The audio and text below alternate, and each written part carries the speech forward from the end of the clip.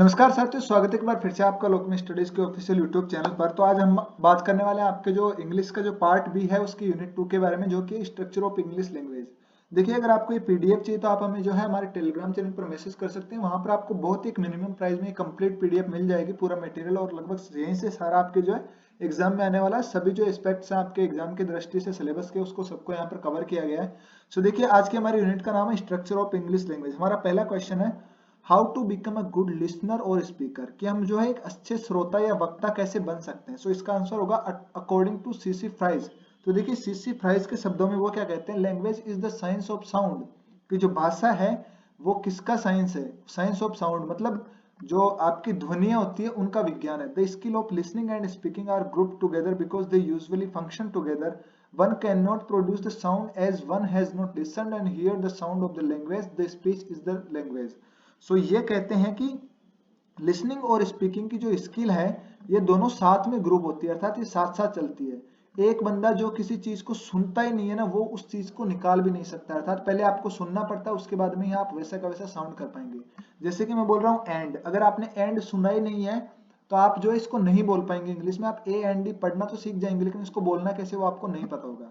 So basically ये कहते हैं कि स्पीच इज द लैंग्वेज। तो कुल मिलाकर के बोलना ही भाषा है, बोलने में दोनों चीजें आ गई, आपको सुनना भी है और उसके बाद में उसको रिपीट मतलब बोलना भी है, साउंड निकालने भी है।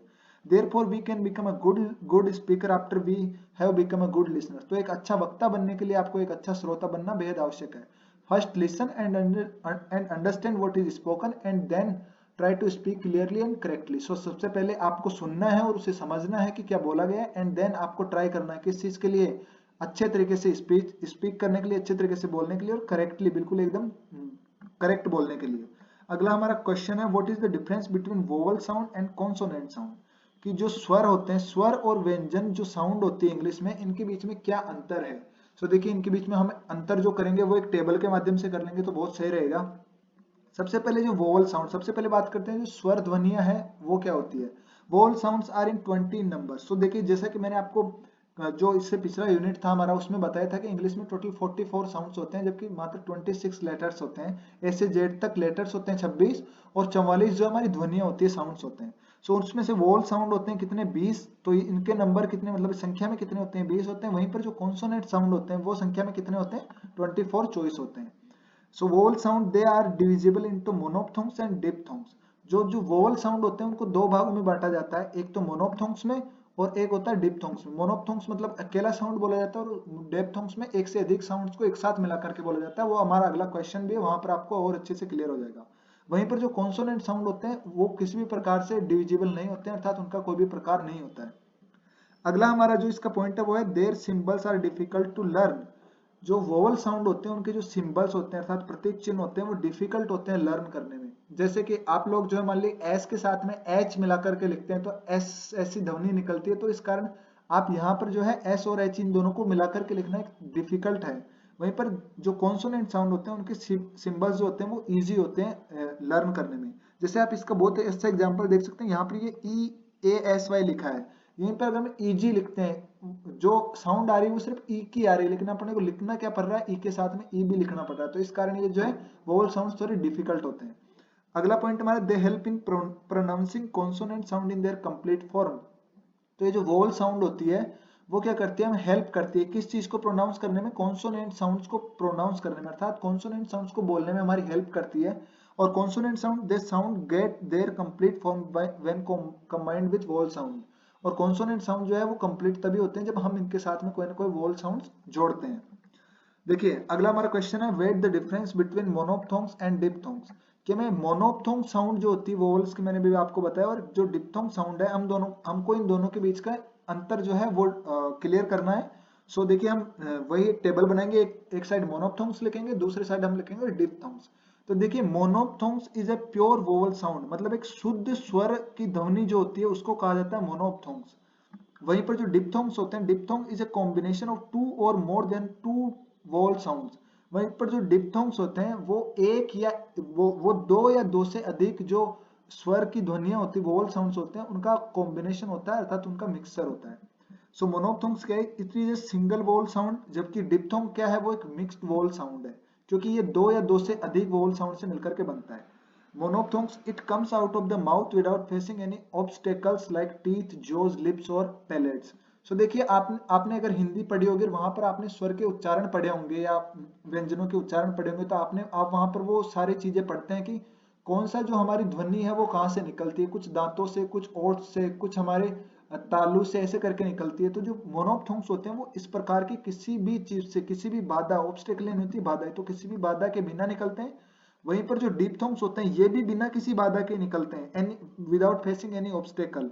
लेकिन इनमें क्या होता है, एक से अधिक ध्वनि होती है और सो क्विकली एक साथ ही बाहर निकलती है आपके मुंह से एकदम टेक्स्ट से। जैसे मैं आपको इसका एग्जांपल देकर के अगर समझाऊं, तो मैं आपको मोनोप्थोंग का एक एग्जांपल दूंगा, जैसे sit, boot, rate, bed, letter. तो देखिए आप इसमें एक ही वोवल साउंड अपने मुंह से निकल रही है। वहीं पर अगर डिप्थोंग का मैं एग्जांपल दूं, जैसे कि पे, से, ऐसे वाई, जैसे ऐसे वाई से बोलते हैं अपन, तो ये से नहीं होता, इंग्लिश में शुद्ध रूप से से ही होता है, से ही। जैसे कि अपन पढ़ते हैं PWR, पुअर, पुअर यानी गरीब होता है, तो इसको पढ़ेंगे पुअर। तो इसमें क्या होता है, एक से अधिक वोवल साउंड आ जाते हैं डिप्थोंग्स में, वहीं मोनोप्थोंग में सिर्फ एक क्लियर एक ही साउंड आता है। ओके, और आप इसको याद भी रख सकते हैं। मोनो यानी एक होता है, जिन्होंने साइंस पढ़ी अच्छे से पता है, और डाई यानी टू होता है। तो डिप्थोंग्स में डाई, तो आपको इसके नाम भी अच्छे तरीके से याद रह जाएगा इस ट्रिक से। अगला हमारा जो क्वेश्चन है वो है राइट ए शॉर्ट नोट। हमें जो एक छोटी सी टिप्पणी लिखनी है किस चीज पे, compound sentences, complex sentences and compound complex sentences. So देखिए कंपाउंड सेंटेंस का अर्थ होता है यौगिक वाक्य। हिंदी में आप तीन प्रकार के वाक्य पढ़ते होंगे, साधारण, यौगिक और मिश्रित वाक्य। तो उसी प्रकार का है ये कंपाउंड साउंड सेंटेंस यानी यौगिक वाक्य, कॉम्प्लेक्स साउंड सेंटेंस यानी मिश्रित वाक्य, और कंपाउंड कॉम्प्लेक्स सेंटेंसेस यानी दोनों का मिला जुला रूप, मतलब यौगिक और सम्मिश्र का दोनों का मिला जुला रूप। सो देखिए सबसे पहले हम बात करते हैं कंपाउंड सेंटेंस। कंपाउंड सेंटेंस क्या होता है, वही हिंदी वाले बहुत अच्छे से समझ गए होंगे, लेकिन फिर भी मैं इसको एक्सप्लेन आपके सामने कर देता हूँ। A compound sentence is made up of two or more independent sentences or coordinate clauses joined by coordinating conjunction। तो क्या होता है, इसमें एक या मतलब दो या दो से ज्यादा स्वतंत्र उपवाक्य होते हैं, और हमें क्या करना हो, उन दोनों का कोऑर्डिनेट करना होता है। किस चीज से, कोऑर्डिनेशन कंजक्शन के माध्यम से, मतलब कोई ना कोई कंजक्शन बीच में यौगिक शब्द हमें जोड़ना होता है दो अलग अलग इंडिपेंडेंट उपवाक्यों में, है ना, स्वतंत्र उपवाक्यों में, तब जाकर के हमारा कंपाउंड सेंटेंस बनता है। जैसे कि इसके एग्जांपल से आपको बहुत अच्छे से क्लियर हो जाएगा। जैसे लिखा हो the sun shines by day and the moon shines by night. जैसे कि मैं कह रहा हूं कि सूरज जो है वो दिन में चमकता है, वहीं जो क्या नाम है आपका, चंद्रमा है वो रात में चमकता है। दोनों वाक्य अलग अलग है, और इन दोनों को जोड़ने के लिए हमने किसका यूज कर लिया, एक कोऑर्डिनेटिंग कंजक्शन का। अगला वाक्य जैसे he was in bad health and so he could not work, कि क्या है, वो इस वक्त थोड़ा बीमार है इसलिए वो अच्छे से काम नहीं कर पा रहा है। इन दोनों को जोड़ने के लिए भी हमने एंड का यूज कर लिया। दोनों अपने आप में इंडिपेंडेंट सेंटेंसेज है। एक वाक्य कह रहा है कि वो काम नहीं कर पा रहा, दूसरा कह रहा है कि उसकी तबीयत खराब है। अगला हमारा जैसे एग्जांपल है, I went to see Ram but he was not there, कि मैं राम को देखने गया लेकिन, बट क्या है, ये कोऑर्डिनेटिंग कंजक्शन है जिससे हमने इन दोनों वाक्यों को जोड़ दिया, लेकिन वो वहां पर नहीं था। ओके, अगला हमारा जो है वो है कॉम्प्लेक्स सेंटेंसेस। वही जो आप अभी मैंने बताया ना, मिश्रित वाक्य। इसमें क्या होता है, a sentence that consist of a principal clause and one or more dependent or subordinate clauses. तो इसमें क्या होता है, एक तो प्रिंसिपल क्लॉज होता है, अर्थात एक तो मुख्य क्या आपका वो होता है, मतलब वाक्य होता है, और उसके ऊपर वन और मोर डिपेंडेंट, मतलब एक या एक से अधिक उस पर क्या होते हैं, आश्रित उपवाक्य होते हैं। तो इसको कहा जाता है complex sentences. Depending on it it's a complex sentences. जिसका जैसे इसका एग्जांपल दूं, this is the house that caught fire yesterday. So इसमें क्या होता है कि ये जो पहला इसमें वाक्य है, दिस इज द हाउस, मैं कह रहा हूं कि ये घर है, दैट कॉट फायर्ड यस्टरडे, ये घर है, ये this is the house that, ये वही घर है, दैट कॉट फायर यस्टरडे, जिसमें कल आग लगी थी। सो ये जो कॉट फायर यस्टरडे है, ये इसके ऊपर क्या हो गया, डिपेंडेंट हो गया। प्रिंसिपल क्लोज कौन सा हो गया, दिस इज द हाउस। आप समझ गए होंगे। अगला हमारा इसका एग्जांपल है, we all know that God helps those who help themselves. हम सबने सुना है कि, देखिए मैंने बोला हम सबने सुना है कि, ये हो गया प्रिंसिपल क्लोज। दोज उन लोगों की, हु हेल्प देमसेल्व्स, कि भगवान उन लोगों की सहायता करता है जो खुद की सहायता स्वयं करते हैं। सो इस प्रकार से इसमें ये प्रिंसिपल क्लोज हो गया, और ये हु के बाद में मिलकर के ये इसके ऊपर डिपेंडेंट क्लोज हो गया। अगला हमारा जो तीसरा प्रकार है वो है कंपाउंड कॉम्प्लेक्स सेंटेंसेस, अर्थात इन दोनों को जब हम मिला देंगे, यौगिक को, सम्मिश्र वाक्य को, तब जाकर के हमारा कंपाउंड कॉम्प्लेक्स सेंटेंस बन जाएगा।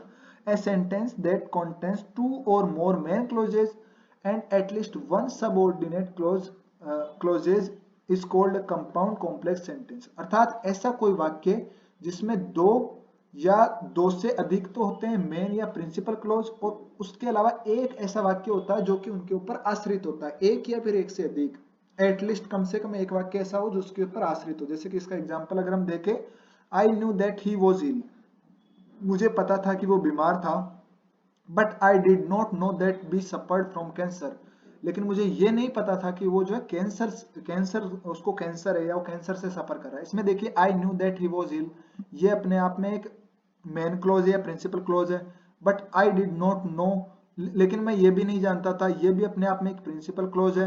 लेकिन दैट से शुरू किया वाक्य, इसके अगले वाला जो वाक्य है he will be suffered from cancer, जैसे he was suffered from cancer, ये जो वाक्य हो गया ये इन दोनों पे क्या हो गया, डिपेंडेंट हो गया।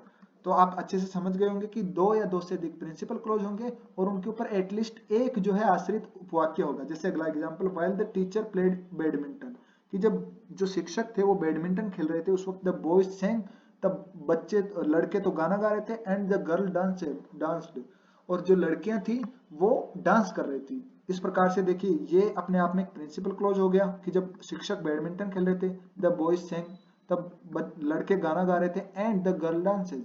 सो आप अच्छे से समझ गए होंगे इसको। अगला वाला हमारा जो क्वेश्चन है वो है, what do you mean by quantifiers. Quantifier मतलब क्वांटिटी किसको बोलते हैं, मात्रा को। तो क्वांटिफायर्स उनको बोलते हैं जो जो ऐसे शब्द जो कि किसी चीज की मात्रा बताते हैं। जैसे कि quantifiers are the words that refer to the quantity of things, ऐसे ऐसे शब्द जो कि किसी भी चीज की जो क्वांटिटी अर्थात मात्रा बताते हैं। They are usually placed before uncountable nouns, और इन क्वांटिफायर्स को जो है ना अनकाउंटेबल अनकाउंटेबल दो प्रकार के नाउन्स होते हैं, काउंटेबल और अनकाउंटेबल। काउंटेबल जिनको गिना जा सके जैसे कि वन बुक टू बुक, और अनकाउंटेबल जैसे कि वाटर हो गया, इसको अपन गिन नहीं सकते कि एक पानी दो पानी ऐसे नहीं बोल सकते, तो वो होती है अनकाउंटेबल नाउन्स। अनकाउंटेबल नाउन्स के पहले ज्यादातर आते हैं द क्वांटिफायर्स आर, जैसे कि क्वांटिफायर्स को आप एग्जांपल देख लीजिए क्वांटिफायर्स के, जैसे कि little, a little, the little, much, a lot of, a great deal, of, some, any, no, etc, ये सारे क्या क्वांटिफायर्स है। सम क्वांटिफायर्स शो नंबर्स, जैसे कुछ कुछ क्वांटिफायर्स होते हैं वो नंबर्स भी शो करते हैं अर्थात संख्या बताते हैं। जैसे सच, फ्यू मतलब थोड़ा, ए फ्यू बहुत कम, the few, some, a lot, any, many, no, etc, ये सारे क्या होते हैं, नंबर्स बताते हैं। तो ये दो प्रकार के क्वांटिफायर्स होते हैं। ओके, अगला हमारा है what do you know about linking words, अर्थात दो शब्दों को या दो वाक्यों को जोड़ने के लिए जो लिंकिंग वर्ड्स होते हैं, सॉरी दो वाक्यों को जोड़ने के लिए यूज होंगे लिंकिंग वर्ड्स, शब्द ही तो हो गए लिंकिंग शब्द है ना। सो ये दो वाक्यों को जोड़ने के लिए यूज होते हैं। Linking words are those words that they link two sentences or two clauses, अर्थात दो क्लोज या दो वाक्यों को जोड़ने के लिए हम लिंकिंग वर्ड्स का यूज करते हैं। For example because, as, so, since, though, while, until, it, जैसे कि हम तीन प्रकार के वाक्य जो पढ़ रहे थे उनमें हमने इन लिंकिंग वर्ड्स का यूज किया था। ओके, अगला हमारा क्वेश्चन है what is the best approach to teach grammar to children, explain clearly. बच्चों को ग्रामर पढ़ाने की सबसे अच्छी अप्रोच या सबसे अच्छा उपागम क्या है। सो ये हो गया द एनसीएफ 2005, एनसीएफ 2005 के according and the new Rajasthan syllabus both advise that grammar should not be taught in isolation and not as a set of formulaic rules and definition. So NCF 2005 और राजस्थान बोर्ड का भी जो नया syllabus है वो यही कहता है कि जो ग्रामर है उसको ना सिर्फ आपको है ना क्या बोलते हैं सिर्फ नियमों के आधार पर और परिभाषाओं के आधार पर नहीं पढ़ाना। It further states the grammar in context activities should be aimed at the enable the learner to discover the rules of language. आपको ग्रामर इस हिसाब से पढ़ाने की जो बच्चा खुद है ना वो लैंग्वेज की जो रूल है उनको डिस्कवर अर्थात उनकी खोज कर पाए, अपने आप से वो नियम बना सके कि ये ऐसी चीज क्यों हो रही है। Therefore, the attempt has been made in the new textbook to have varieties of tasks and activities and to help the learner take a closer look at the text and observe certain aspects of language.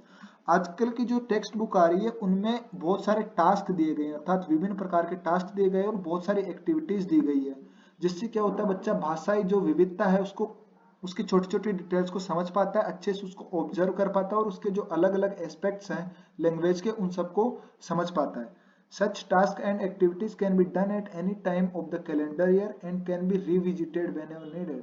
So ऐसी activities जो है ना आपको कभी भी कराई जा सकती है। ऐसा नहीं है कि एक कैलेंडर ईयर उसको बोलते हैं शैक्षणिक भाषा में, जैसे कि आपका जुलाई से लेकर के मान लीजिए अप्रैल तक चल रहा है आपका एक पूरा सेशन है, एक पूरा सेशन ईयर हो गया, 1 साल हो गया, तो आप ये एक्टिविटीज कभी भी करवा सकते हैं और कभी भी आप इनको जो है रिविजिट भी कर सकते हैं। जब भी आपको लगे कि बच्चे को जो है लैंग्वेज में कोई भी डिफिकल्टी आ रही है, तो आप आकर के उसको ये एक्टिविटी बता दी, भाई ये एक्टिविटी कर, तब तेरी ये डिफिकल्टी दूर हो जाएगी। The process followed is to first place before the learner some particular types of examples from the text itself and attention to a certain aspect of language। बच्चे को ग्रामर के रूल पढ़ाने से पहले आप जो है उसको एग्जाम्पल बता दो तो ज्यादा बेहतर रहेगा। some sort of allowed reasoning has been done to highlight what observation need to be made। the sufficient items for practice is given, but the idea is that the teacher extend the activity by providing further practice from outside the textbook to see if the learner have internalized the concept and can apply it। देखिए हम बच्चे को जो है ना grammar तो सिखा देंगे, लेकिन उसको जो है और भी ग्रामर के अंदर अगर उसको महारत हासिल करनी है, उसको रूल्स को समझना है किसी भी लैंग्वेज के, तो जो टीचर है ना, टीचर को क्या करना चाहिए कि उसको प्रैक्टिस करने के लिए बच्चे को देना चाहिए, और ना सिर्फ टेक्स्ट बुक से बल्कि टेक्स्ट बुक के भी आउटसाइड से, मतलब outside from the text book, text book के बाहर से उसको एग्जांपल्स उठाने चाहिए और उनको टेक्स्ट बुक के अंदर जो ग्रामर है उसके साथ में कोरिलेट कर करके फिर पढ़ाना चाहिए, और बच्चे का कॉन्सेप्ट क्लियर हो सके उससे और वो अप्लाई कर सके उसको अपने ग्रामर लैंग्वेज को सीखने के लिए। Success here would depend on the creativity of the teacher in providing innovative games, task and activities. और ग्रामर सीखने की जो सक्सेस है ना, वो इसी चीज पे डिपेंड करती है, टीचर की क्रिएटिविटी पर, टीचर की जो सृजनशीलता उस पर डिपेंड करती है, क्योंकि वो कैसे कैसे इनोवेटिव गेम खिलाएगा, बच्चों को कैसे कैसे टास्क दे और कैसे कैसे एक्टिविटीज करवाएगा, ताकि बच्चे ज्यादा अच्छे से और ज्यादा क्लियर ग्रामर को सीख पाए। Through the textbooks, there are various across all language grammars, and the discovery of how language happens should be an exciting experience for the learner. Connections, association, and dissimilarities should be pointed out and built upon after attempting the exercise. A box which summarizes the uses of the particular language aspect is given। आजकल क्या होता है कि language सिखाने के लिए आप जो है बच्चे की मदर टंग और उस लैंग्वेज के बीच में आप जो कनेक्शन बना सकते हैं, उस चीज को एसोसिएट कर सकते हैं, और सिमिलरिटीज, जो सिमिलरिटीज है उनको अलग अलग बता सकते हैं। मतलब जो सिमिलरिटीज है, डिससिमिलरिटी, अर्थात आपकी मदर टंग में और आप जो लैंग्वेज की उसको ग्रामर सिखा रहे हैं उन दोनों में क्या क्या सिमिलरिटीज हैं और क्या क्या डिससिमिलरिटीज हैं, इनके बारे में आप बता सकते हैं और उनको आप पॉइंट कर सकते हैं, तो बच्चा ज्यादा अच्छे से उसको सीख पाएगा। उसके अलावा आजकल जो टेक्स्ट बुक आ रही है उसमें लास्ट में समरी और दी जाती है, और उसके अलावा लैंग्वेज के अलग अलग एस्पेक्ट्स भी लिखे जाते हैं कि आपने इस पार्ट में ये चीजें सीखी है। तो इस प्रकार से आप जो है ग्रामर अच्छे तरीके से सिखा सकते हैं, और ये एनसीएफ 2005 और नए राजस्थान के सिलेबस में और अच्छे तरीके से डिस्क्राइब किया गया है। तो यहाँ पर हमारी आज की यूनिट कंप्लीट होती है। मिलते हैं हमारे अगले तीसरे यूनिट के साथ में। इसके अलावा मात्र आपकी 3 यूनिट ही बची है जो कि बहुत जल्दी मैं कंप्लीट करवा दूंगा, और तब तक के लिए बने रहिए, चैनल को सब्सक्राइब जरूर कर लीजिएगा ताकि आप अगली अपडेट जो है मिस ना करें। Thank you so much.